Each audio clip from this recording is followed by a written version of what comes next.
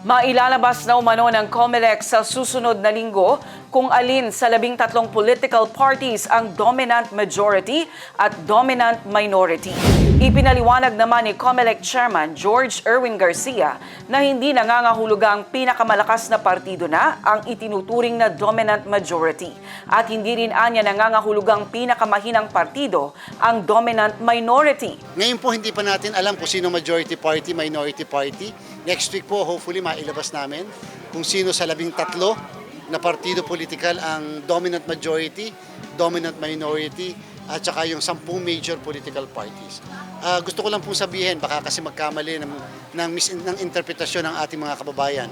Pag sinabi pong dominant majority party, hindi naman nangangahulugan na siya ang pinakamalakas. Hindi pagka sinabi mong dominant minority, hindi nangangahulugan siya ang pinakamahina. Hindi po. Yun po ay pagpapatunay lamang na maaaring sila ay nakapag-fill up ng mga kandidato sa iba't ibang posisyon. Yung iba naman dahil sa medyo yung mga requirement ng kababaihan o kaya naman yung requirement na sila ay medyo matagal-tagal na nag-i-exist. So yung po ay may mga porsyento, doon namin aalamin, bibigyan ng corresponding score ang bawat item na yon upang alamin sino ba yung may pinakamataas na nakuha na porsyento at yung pinakapangalawa naman ay siya naman ang tatawagin natin na dominant minority party. So far so good po itong ginagawa natin ito.